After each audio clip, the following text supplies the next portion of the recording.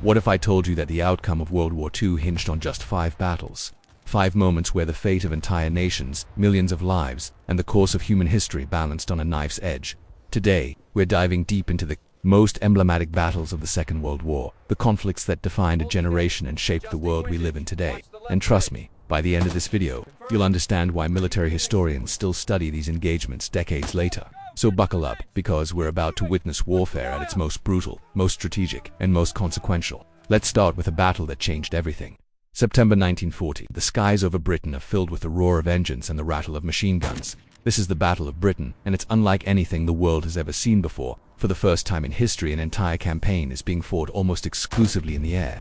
Hitler's Luftwaffe, the most powerful air force on the planet at that time, is throwing everything they have at the Royal Air Force. Their goal: complete air superiority over the English Channel and southern England, because without it, Operation Sea Lion, the planned invasion of Britain, simply cannot happen. Now here's what makes this so fascinating. The Germans have more planes, more pilots, more of everything. On paper, Britain shouldn't stand a chance, but they have 3 critical advantages. First, they're fighting over their own territory, which means down to pilots can return to duty. Second, they have radar, a technology so new that many German commanders don't fully understand its impact. And third, they have something intangible, something you can't measure on a spreadsheet. They have desperation. They know that if they lose, there's no fallback position. There's no retreat. It's victory or invasion. The Luftwaffe begins with attacks on British shipping and ports, then shifts to targeting RAF airfields. And this is where things get critical. The RAF is bleeding planes and pilots faster than they can replace them. Airfields are being cratered. Communications are being disrupted. Fighter command is stretched to its absolute breaking point. Some historians believe Britain was just days, maybe even hours, from losing the ability to defend its own skies. But then Hitler makes a decision that will haunt him for the rest of his life. In retaliation for a British bombing raid on Berlin, he orders the Luftwaffe to shift their focus from military targets to civilian ones. He orders the Blitz. Now, from a purely military standpoint, this is a catastrophic mistake. It gives the RAF exactly what it needs: time to repair, regroup, and rebuild. British fighters come roaring back stronger than ever, and slowly, painfully, the Germans begin to realize they're not going to win this. By October 1940, Hitler postpones Operation Sea Lion indefinitely. The Battle of Britain is over, and for the first time, Nazi Germany has been stopped. Churchill would later say, "Never in the field of human conflict was so much owed by so many to so few," and he was absolutely right. But here's the question that should be burning in your mind right now. If the Battle of Britain was Hitler's first major defeat, what was his biggest mistake? What was the battle that truly broke the back of the Wehrmacht? Keep that thought, because we're about to find out. June 1942, North Africa. The Mediterranean coast of Egypt, a small railway station called El Alamein, becomes the stage for one of the most pivotal confrontations of the entire war. This is where Rommel, the Desert Fox, the most celebrated German general of World War II, meets his match. And it's not just any match. It's Bernard Montgomery, a methodical, cautious British commander who understands something crucial. In the desert, logistics matter more than tactics. Rommel's Afrika Korps has been tearing through North Africa like a sandstorm. Tobruk has fallen. The British Eighth Army has been pushed back again and again. Cairo is threatened. The Suez Canal, Britain's lifeline to India and the oil fields of the Middle East, is in danger. If Rommel breaks through at El Alamein, the entire Middle East could fall to the Axis. The strategic implications are almost too enormous to comprehend. But Montgomery has a plan. He's been quietly building up his forces, stockpiling ammunition, fuel, tanks, everything the Eighth Army needs. He's training his men, studying Rommel's tactics, preparing for one massive decisive blow. And on October 23, 1942, he launches Operation Lightfoot. Over 1,000 guns open fire simultaneously. The largest artillery barrage in the North African campaign lights up the night sky. For 12 days, British and Commonwealth forces grind forward through minefields, through fortified positions, through some of the most brutal fighting of the Desert War. And here's what makes this battle so critical. Rommel is sick. He's been evacuated to Germany for medical treatment. When he hears the attack has begun, he rushes back, but it's too late. The Afrika Korps is already crumbling. They're out of fuel, out of ammunition, out of options. Rommel wants to retreat, to save what's left of his army. But Hitler sends a direct order: stand fast, fight to the last man. Rommel obeys at first, but then he realizes that obeying Hitler means the complete destruction of his forces. So he does something almost unthinkable for a German general in World War II. He disobeys a direct order from the Führer. He retreats. The Second Battle of El Alamein is over. The Afrika Korps will never recover.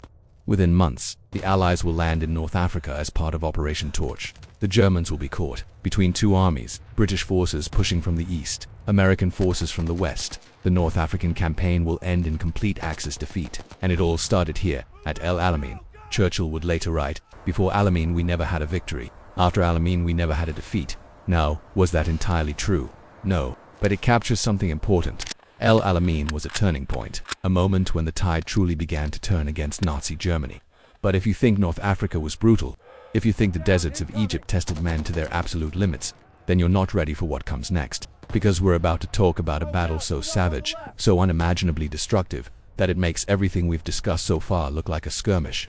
We're going to Stalingrad. August 1942 to February 1943, the city of Stalingrad on the banks of the Volga River. This is where Hitler's dreams of conquering the Soviet Union die. This is where the Wehrmacht learns what total war really means. And this is where more than 2 million people, soldiers and civilians combined, will become casualties in the single bloodiest battle in human history. Hitler wants Stalingrad for two reasons. First, it's an industrial center and a crucial transport hub. Second, and this is important, it bears Stalin's name. Taking Stalingrad would be a propaganda victory of immense proportions. So he orders Army Group B, led by General Paulus and the 6th Army, to take the city at any cost. And that phrase, "at any cost," will prove to be more literal than anyone imagines. The Germans push into Stalingrad in September. They expect the city to fall quickly. It doesn't. Instead, they find themselves in a nightmare. Urban warfare at its most vicious, fighting house to house, room to room, sometimes hand to hand in the rubble of destroyed buildings. The Russians defend every street, every factory, every pile of debris. They've been ordered to hold the city or die trying, and they take that order seriously. Soviet snipers become legends. Men like Vasily Zaitsev turn the ruins into hunting grounds. German soldiers, used to the open battlefields of France and the sweeping maneuvers of Blitzkrieg, find themselves pinned down, unable to use their tanks effectively, unable to call in air support without hitting their own troops. The fighting is so close, so intense, that the average life expectancy of a Soviet soldier arriving in Stalingrad is less than 24 hours. Think about that. Less than 1 day. But here's where the genius of Soviet planning comes in. While the Germans are grinding themselves to pieces in the city, Marshal Zhukov is preparing something massive. Operation Uranus, a double envelopment, a pincer movement that will cut off the entire 6th Army. On November 19th, Soviet forces strike. They punch through the weak Romanian armies protecting the German flanks. Within days, over 250,000 German soldiers are surrounded and Hitler orders Paulus to hold. Gring promises the Luftwaffe can supply the trapped army by air. It's a fantasy. The Luftwaffe can't deliver even a fraction of what's needed. The 6th Army begins to starve. Frostbite and disease run rampant. Ammunition runs low. And still, Hitler refuses to allow a breakout attempt. He promotes Paulus to field marshal, knowing that no German field marshal has ever surrendered. It's Hitler's way of ordering Paulus to commit suicide rather than give up. But on February 2, 1943, Paulus surrenders anyway. Of the 250,000 men trapped in the pocket, fewer than 6,000 will ever see Germany again. The 6th Army, one of the finest fighting forces in the Wehrmacht, has been annihilated, and the psychological impact on Germany is devastating. Goebbels declares 3 days of national mourning. The myth of German invincibility is shattered. The Eastern Front will never be the same. Now, you might be thinking, okay, we've seen the air battle that saved Britain, the desert battle that turned the tide in North Africa, and the urban hell that broke Germany's army in the East. But we're missing something huge, aren't we? We're missing the Western Front. We're missing the moment when the Allies finally returned to Europe in force. So let's talk about D-Day. June 6, 1940. Operation Overlord, the largest amphibious invasion in history. 5 beaches along the Normandy coast, codenamed Utah, Omaha, Gold, Juno, and Sword. Over 150,000 Allied soldiers crossing the English Channel to storm Hitler's Atlantic Wall. This is the invasion that Stalin has been demanding for years. This is the second front that will finally force Germany to fight a two-front war. It cannot win. The planning for D-Day is insane. It's been going on for over a year. Every detail has been considered. Every contingency planned for. Fake armies have been created in southeast England to convince the Germans the invasion will come at Calais. Double agents have been feeding false information to German intelligence. Massive deception operations, codenamed Fortitude, have been designed to keep the Germans guessing about where and when the blow will fall. And on the night of June 5th, over 5,000 ships set sail. Thousands of aircraft fill the skies. Paratroopers drop behind German lines to secure key bridges and road junctions. And at dawn on June 6th, the greatest armada ever assembled begins landing on the beaches of Normandy. Now, not all the beaches are equal. At Utah, American forces land relatively unopposed. At Gold, Juno, and Sword, British and Canadian troops face stiff resistance but establish beachheads relatively quickly. But at Omaha Beach, everything goes wrong. The naval bombardment misses most of its targets. The landing craft are released too far from shore. Strong currents pull them off course. Men jump into water over their heads and drown, weighed down by equipment. Those who make it to the beach are met with murderous fire from German positions on the bluffs above for hours. The outcome at Omaha hangs in the balance. Small groups of soldiers, led by junior officers and sergeants, begin to find gaps in the German defenses. They advance up the bluffs in small teams. By late afternoon, the beach is secure, but at a terrible cost. Over 2,000 American casualties at Omaha Beach alone. But here's the critical thing. Despite all the chaos, despite all the casualties, the invasion succeeds. The Atlantic Wall has been breached. Within days, hundreds of thousands of Allied soldiers are pouring into France. The liberation of Western Europe has begun, and while there will be setbacks, while the Germans will fight with desperate ferocity, the outcome is now inevitable. The Third Reich is being crushed between the Soviet hammer in the east and the Allied anvil in the west. But there's one more battle we need to talk about. One final engagement that demonstrates just how desperate, how fanatical, and how tragic the end of World War II really was. Because even though Germany is clearly losing by late 1944, Hitler has one more offensive left in him. One final gamble. And it leads to the largest battle fought by the US Army in World War II. I'm talking about the Battle of the Bulge. December 16, 1944. The Ardennes Forest. The same place where the Germans launched their blitzkrieg into France in 1940. It's winter, it's cold, and the American lines are thinly held. Everyone thinks the war will be over by Christmas. Everyone is wrong. At 5:30 a.m., German artillery erupts along an 80-mile front. Over 200,000 German soldiers, supported by hundreds of tanks, slam into unprepared American positions. This is Hitler's last great offensive in the West. Operation Watch on the Rhine. A desperate attempt to split the Allied armies and capture the vital port of Antwerp.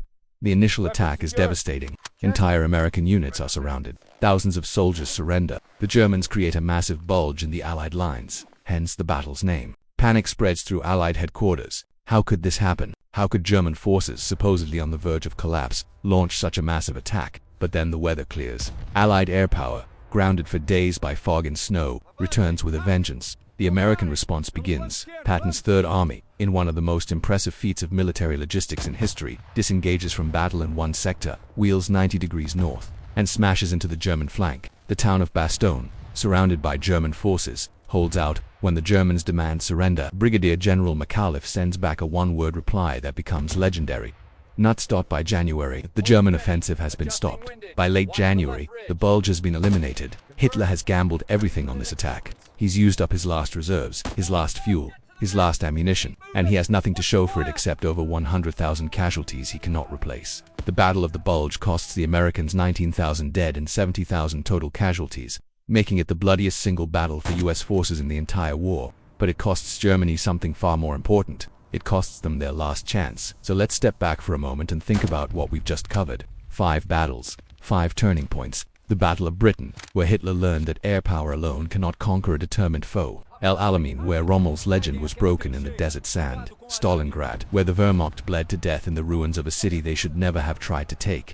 D-Day, where the Allies proved they could mount the most complex military operation in history and succeed. And the Battle of the Bulge, where Hitler threw away his last reserves in a final, futile gamble. Each of these battles changed the course of the war. Each one represents a moment when history could have gone in a different direction. And each one demonstrates something fundamental about warfare. That logistics matter, that morale matters, that leadership, both good and bad, can determine the fate of nations. And that sometimes, the side that wins is not the side with the most soldiers or the best tanks, but the side that refuses to give up. These battles were fought by real people, young men, most of them, who found themselves in situations beyond anything they could have imagined. They froze in the snows of Bastogne. They burned in the rubble of Stalingrad. They drowned in the surf at Omaha Beach. They fought and bled and died, and the world they were fighting for was changed forever by their sacrifice. Now, if you found this deep dive into World War II's most emblematic battles fascinating, if you learned something new today, if you're starting to understand why these engagements still matter 80 years later, then do me a favor, hit that like button, subscribe to the channel, because we've only scratched the surface. There are so many more stories to tell. The fall of Berlin, the island-hopping campaign in the Pacific, the air war over Germany, the intelligence battles, the resistance movements, the technological innovations that changed warfare forever. Drop a comment below, and let me know which battle you'd like to see covered next. What aspect of World War II fascinates you the most? And if you know someone who loves history, who loves understanding how the world we live in came to be, Share this video with them, because understanding the past is the first step toward making sense of the present. Thanks for watching, and I'll see you in the next one.